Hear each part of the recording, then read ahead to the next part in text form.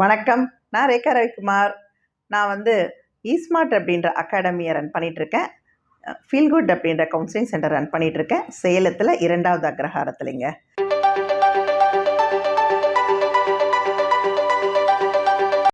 Husband and ஒய்ஃபோட relationship maintenance. என்ன husband and wife ரிலேஷன்ஷிப்போட மெயின்டெனன்ஸ்? எஸ், ஆமாங்க. 2 பேருமே வீட்டில் ஹஸ்பண்டும் ஒய்ஃபும் ரெஸ்பான்சிபிலிட்டிஸை பகிர்ந்துக்கும் போது நம்மளுக்கு டென்ஷன் வந்து ரொம்ப குறையுங்க. டென்ஷன் குறைஞ்சா எதுக்கு ஸ்ட்ரெஸ் ஆக போகிறீங்க? இல்லை. அதனால் நீங்களே பேசிக்கோங்க. உங்கள் லைஃப் பார்ட்னரோட பேசி யார் யாருக்கு எந்த ஒர்க்கை வந்து செய்ய முடியும், பாசிபிலிட்டிஸ் ப்ராக்டிக்கலாக செஞ்சுக்க முடியும், அதை வந்து நீங்கள் வந்து டிவைட் பண்ணுங்கள். குழந்தைங்களோட ரெஸ்பான்சிபிலிட்டிஸும் எடுத்துக்கோங்க, உங்களுடைய ஃபேமிலி ரெஸ்பான்சிபிலிட்டிஸும் டிவைட் பண்ணிக்கும் போது ஆட்டோமேட்டிக்காக அழகாக உங்கள் ஃபேமிலியை நீங்கள் ரன் பண்ணலாங்க. No tension, no stress.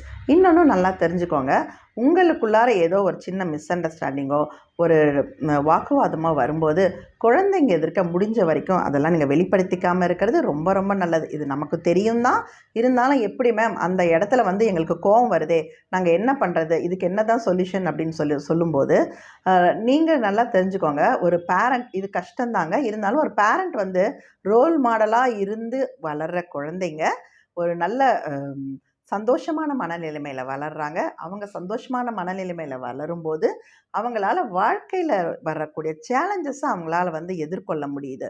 நம்ம வீட்டில் மிலிட்ரி ரூல்ஸ் அப்ளை பண்ணி நமக்குள்ளார நிறைய ஆர்குமெண்ட்ஸ் வாக்குவாதங்களோட ஒரு குழந்தை வளரும்போது அதை பார்த்து வளர்கிற குழந்தைங்க அவங்க வந்து மனசளவில் ரொம்ப இன்ஃபீரியராக இருப்பாங்க. தன்னால் ஏதாவது செய்ய துணிஞ்சு நான் இண்டிபெண்ட்டாக வேலை செய்ய முடியுன்ற கான்ஃபிடென்ட்டே அவங்களுக்கு போயிடும். ஸோ ஒரு பேரண்ட் எந்த அளவுக்கு ஒரு சந்தோஷமான வாழ்க்கையை லீட் பண்ணுறாங்களோ, சந்தோஷமான வாழ்க்கைன்னா என்னங்க, டெய்லி ஒரு ஆயிரக்கணக்கில் செலவு பண்ணுறதா? அப்படி இல்லைங்க. ஒரு அன்பான, ஒரு ஹாப்பியான, ஒரு அமைதியான ஃபேமிலி எந்த அளவுக்கு நம்மளால் கொடுக்க முடியுதோ அந்த அளவுக்கு குழந்தைங்க சக்ஸஸ்ஃபுல்லாக இருப்பாங்கன்னு சொல்லி அதையும் தெரிஞ்சுக்கோங்க. ஸோ இதுதாங்க ஒர்க் லைஃப் பேலன்ஸ். இதை நீங்கள் அழகாக பண்ணும்போது நீங்களும் டென்ஷன் இல்லாமல் இருப்பீங்க, குழந்தைங்களும் டென்ஷன் இல்லாமல் வளருவாங்க. உங்களுக்கு எப்படி வாழ்க்கையில் வந்து நிறைய சேலஞ்சஸ் இருக்கோ அதே மாதிரி குழந்தைங்களுக்குமே இப்போ நிறைய டைவர்ஷன்ஸ் இருக்குங்க, நிறைய சேலஞ்சஸ் இருக்குது. அதில் முக்கியமான பங்கு சோஷியல் மீடியா வகிக்குது. ஸோ எப்படி ஒரு குழந்தைக்கு நம்ம குட் டச் பேட் டச் சொல்லித்தரமோ அதே மாதிரி சோஷியல் மீடியாலையும் எந்த அளவுக்கு யூஸ் பண்ணணுங்கிறத நீங்கள் குழந்தைக்கு சொல்லிக் கொடுக்க வேண்டிய காலகட்டத்தில் இருக்கும், கட்டாயத்தில் இருக்கும். இதை ஒவ்வொரு பேரண்ட்டும் புரிஞ்சு அந்த குழந்தையோட கைப்பிடிச்சு நீங்கள் நடக்கும்போது ஆட்டோமேட்டிக்காக ஒரு அழகான வாழ்க்கை உங்களாலையும் வாழ முடியும், குழந்தைங்களாலையும் வாழ முடியும்.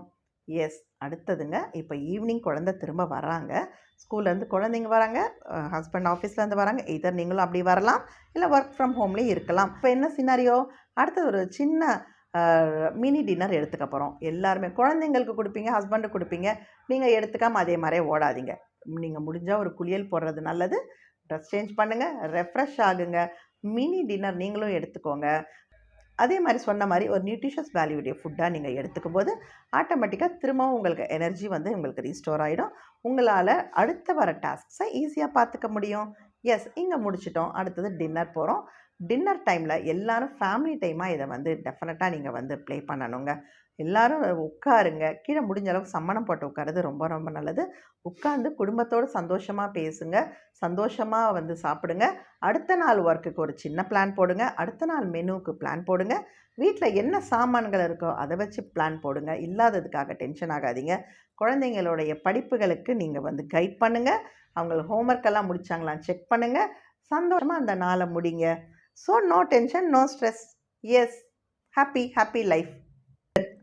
ஆமாங்க, இப்போ நான் ஷேர் பண்ண இந்த டிப்ஸ்லையே உங்களால் 99% மேலே ஸ்ட்ரெஸ் ஃப்ரீயாக, டென்ஷன் ஃப்ரீயாக லைஃப்பை ஹாப்பியாக லீட் பண்ண முடியுங்க. அதையும் மீறி சில விஷயங்களை உங்களால் ஹேண்டில் பண்ண முடியலையா, அங்கே தாங்க சகத்தொழியாக நான் உங்களுக்கு கைட் பண்ண ரெடியாக இருக்கேங்க. என்னடா மேம் சேலத்தில் ஆஃபீஸ் வச்சுருக்காங்க, நம்ம வந்து சேலத்தை விட்டு தள்ளி இருக்கமே, வெளியூரில் இருக்கமே, வெளிநாடில் இருக்கமே, எப்படி இவங்களை வந்து காண்டாக்ட் பண்ணுறதுன்னு சொல்லிட்டு நினைக்கிறீங்களா? எஸ், நான் ஆன்லைன்லேயும் கவுன்சிலிங் பண்ணுறேங்க.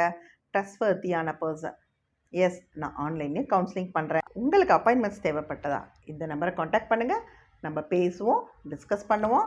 உங்களுக்கு உங்களோட ப்ராப்ளம்ஸ்க்கு ஈஸியாக, சிம்பிளாக, ப்ராக்டிக்கல் வேவாக, ட்ரஸ்ட்வர்த்தியாக சொல்யூஷன்ஸ் பார்ப்போம். இந்த லோகம் லைவ் சேனல் நிறைய நல்ல விஷயங்களை மக்களுக்கு தேடி தேடி சேர்த்துட்ருக்காங்கங்க. இந்த லைவ் சேனலில் நாங்களும் இன்றைக்கி இணைஞ்சிருக்கிறது எங்களுக்கு சந்தோஷம் ப்ளஸ் பெருமையும். ஸோ இந்த லைவ் சேனலை நீங்கள் லைக் பண்ணுங்கள், ஷேர் பண்ணுங்கள், சப்ஸ்கிரைப் பண்ணுங்கள். மீண்டும் சந்திப்போம்.